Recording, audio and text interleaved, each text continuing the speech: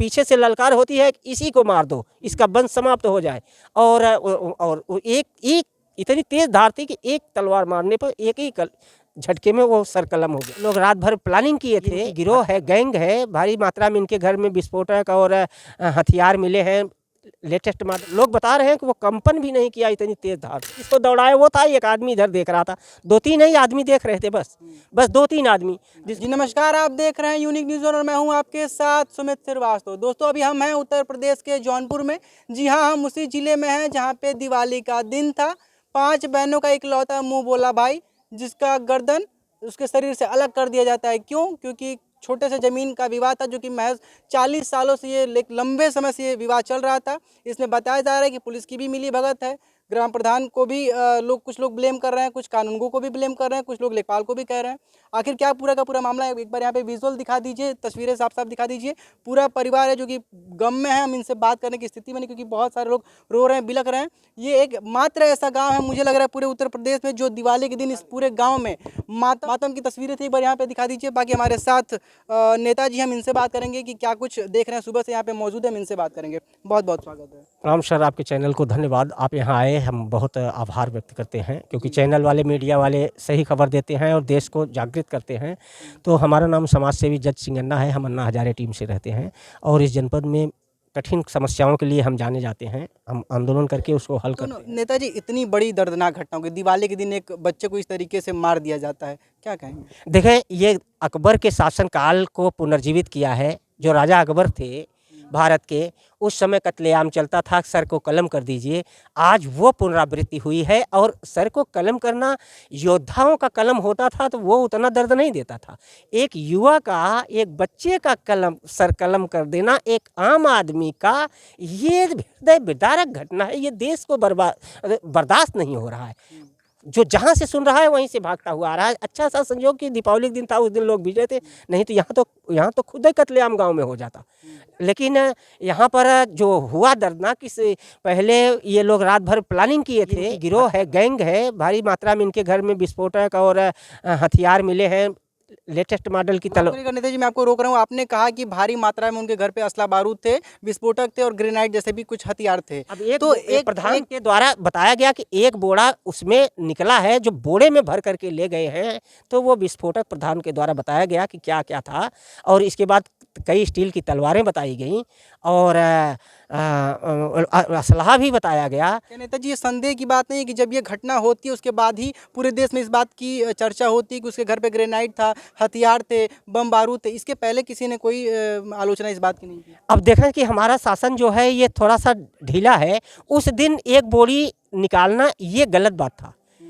उस दिन आप कैसे एक बोरा सामान निकालिए? तो आपकी खुफिया तंत्र क्या करती है? हर गांव में आप हर गांव के लोगों को आप थाने में बंद करते रहते हैं, मारते रहते हैं, पीटते रहते हैं। हाँ, अभी कोई जरा सा विवाद हो गया तो इतना कोड़े मारते हैं, इतना फट्टा मारते हैं कि बेहोश हो जाता है। और ऐसी केसों में आप आराम से 3 दिन का समय दे दीजिए, हम सब कुछ कर देंगे, आराम से बैठ गए। तो शासन जो है यह पूरी तरह गलत है। शासन जो कर रहा है, उनको जो जनता मांग रही है वो करें। अचानक ये लोग पहुंचते हैं, एक को पहट लेते हैं, सीधा एक को पहट लेते हैं। पहटने के बाद वो सीधा ले जाते हैं स्कूल तक, यहाँ से 300 मीटर दौड़ाते हैं, नहीं पाते हैं, फिर वापस आते हैं। तब तक ये रास्ता, ये बच्चा जो है सुबह 7:20 पर ये घर से निकलता है मंजन करने, और दतून मंजन करते हुए जाता है और पीछे से ललकार होती है इसी को मार दो, इसका वंश समाप्त हो जाए। और एक इतनी तेज धार थी कि एक तलवार मारने पर एक ही झटके में वो सर कलम हो गया। और लोग बता रहे हैं कि वो कंपन भी नहीं किया, इतनी तेज धार थी। नेताजी, पूरे गांव में इतने लोग रहते हैं और एक व्यक्ति आता है और इतनी तेज रफ्तार में तलवार से मार देता है, पूरा गांव पूरा गांव इकट्ठा नहीं था भाई। सुबह कौन किसके घर पे इकट्ठा होगा, सब अपने काम में होंगे। लेकिन जिसको दौड़ाया वो था, एक आदमी इधर देख रहा था, 2-3 ही आदमी देख रहे थे, बस 2-3 आदमी। जिसको दौड़ाया वो एक आदमी इधर से देख रहा था, एक बच्चा यहाँ से निकलता है। जी कहते हैं कि जितने भी अपराधी प्रदेश में, या तो वो प्रदेश छोड़ के भाग गए हैं या तो वो ऊपर चले गए हैं। तो ये क्या, ये कोई सज्जन व्यक्ति थे? योगी जी की घोषणाएं योगी मंच पे होती हैं, जमीनी स्तर पर कुछ और है। हर गांव में 10 असलहे हैं अवैध असलहे हर गांव में, कोई भी गांव आप तलाशेंगे उसमें 10 असलहे निकलेंगे। छोटे छोटे बच्चे बाग बगीचों में शराब और तांडव पी रहे हैं। शराब वराब पीने के बाद ये सब जो है असलहे लेकर के बाग बगीचों में फुट फट करके और रात भर चोरी चमारी बेईमानी करते हैं। जो पकड़े जाते हैं थाने में, वो थाने से पैसा दे करके और तुरंत छूट जाते हैं, तो इनका मनोबल बढ़ता है। इस तरह इस घटना को पूरा भर्त्सना का विषय बना हुआ है। इस हत्यारे से पूरा घर का हर गांव घर घर घर इससे पीड़ित था। जी, हमने कुछ पड़ोसियों से बात की तो सारे पड़ोसी ये कह रहे हैं, कुछ लोग ये कह रहे हैं कि जो भी लोग आ रहे हैं अपनी रोटी सेक रहे हैं। कोई नेताजी आ रहा है अपनी रोटी सेक रहे हैं, कोई नेताजी आ रहा है अपनी एक मिनट कोई अपनी रोटी सेक रहे हैं, और इसको जातिगत एंगल दिया जा रहा है। क्या कहेंगे? ऐसा कुछ भी नहीं है। जो आ रहे हैं वो सब यादव का मामला है। जो आ रहे हैं वो हत्यारे के विपक्ष में बोल रहे हैं, हत्यारे को तत्काल फांसी और तत्काल सजा चाहते हैं।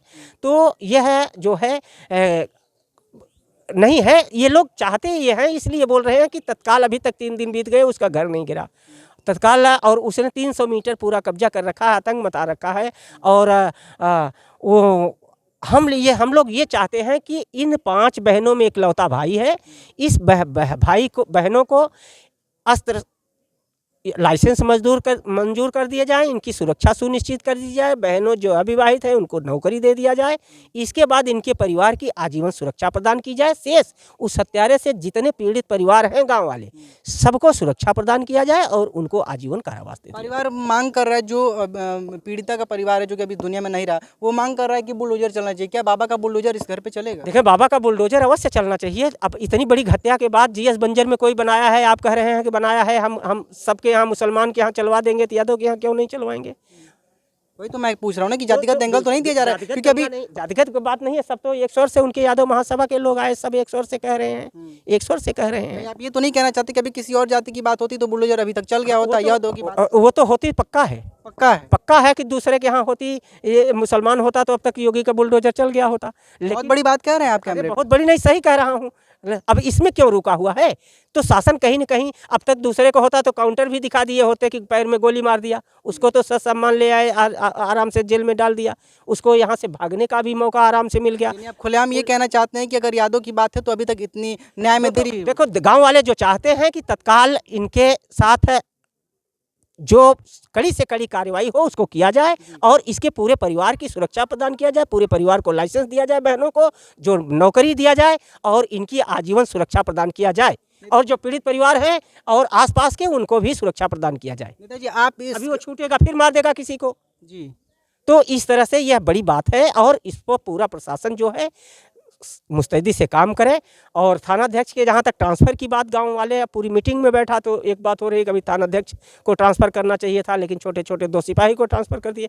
तो थानाध्यक्ष को भी ट्रांसफ़र कर दें, अच्छा थाना दे दें। जी, आपने बात की ट्रांसफ़र की, क्या ट्रांसफ़र होने से क्या वो दरोगा जी की नीयत सुधर जाएगी? 40 साल पुराना ये विवाद था। दरोगा की नीयत नहीं सुधरती, दरोगा की नीयत और हम देशवासी सुधर जाए तो भारत देश स्वर्ण हो जाए। 78 वर्ष हो गए हमको, 1000 वर्ष तो गुलामे थे, 78 वर्ष आज़ादी पाए हैं, उसमें हम लोग मार काट, हिंसा, उपद्रव, तांडव यही सब कर रहे हैं। क्या लगता है कि 40 साल पुराना विवाद था, कहीं ना कहीं इसमें लेखपाल की भी मिली भगत है, कानूनगो की भी मिली भगत है और जो प्रशासन की भी मिली भगत? घटनाएं होती है, शासन फट से क्या काम करता है कि लेखपाल को सस्पेंड कर देता है या लाइन हाजिर कर देगा, 1-2 पुलिस लाइन हाजिर कर देगा, आपको सांत्वना देगा, 3 दिन बाद हम आपकी खुलासा करेंगे, इसके बाद बुलाएंगे कि आप हमारे ऑफिस में आ जाइए, दरखास्त दीजिए। ये शासन की प्रक्रिया होती है, लेकिन वास्तव में कार्य जो है वो शासन करके दिखाए, तब तो माना जाए कि हाँ शासन है। और योगी तक बात पहुंची है तो योगी खुद निर्णय करें, डीएम एसपी क्यों निर्णय कर रहे हैं? योगी खुद निर्णय करें। तो इस तरह से जो भी मांगे हैं परिवार का पूरा किया जाए। जी, आप कैसे पीड़ित की परिवार की मदद करेंगे? अब हम तो समाज सेवी नेता हैं, हमसे जो मांगेंगे, रुपए पैसे धन दौलत जो भी मांगेंगे उतना पूरी तरह देने को तैयार हैं। या हमसे ये धरना प्रदर्शन को चाहते हैं, नहीं न्याय मिल रहा है तो हम यहाँ पे आमरण अनशन अभी शुरू कर दूंगा, जिलाधिकारी कार्यालय पे यहीं बैठ जाऊँगा। जब भूख हड़ताल करेंगे? अरे हम तो भूख हड़ताल के माहिर ही हैं हम तो, लेकिन न्याय है, ये पकड़ा गया है, इसलिए अब उसमें थोड़ा सा दिक्कत है कि पकड़ लिया गया मुलजिम, तो अब उसमें भूख हड़ताल की बात नहीं है। लेकिन ये है कि अगर नहीं पकड़ा गया होता तो मैं तो नेताजी आखिरी सवाल, पुलिस पर भी बहुत बड़े सवाल उठ रहे हैं कि गिरफ्तारी होती है घर से, दिखाया जाता है कि कहीं चौराहे से गिरफ्तारी हो रही है, इसका मतलब कहीं ना गाँव कहीं वाले इल्जाम लगा रहे हैं कि वो तो घर में बैठा था तो गिरफ्तारी वहाँ दी गई। तो उस समय जो था वो ये प्रकरण तो उस समय का हम नहीं जान रहे हैं, लेकिन अलीगंज थाने में इसकी गिरफ्तारी हुई। इधर लोग लाश की तरफ दौड़े और उधर पीछे से वो निकला होगा और पता नहीं कैसे वहाँ पहुँच गया, वहाँ पे गिरफ्तारी हो गई।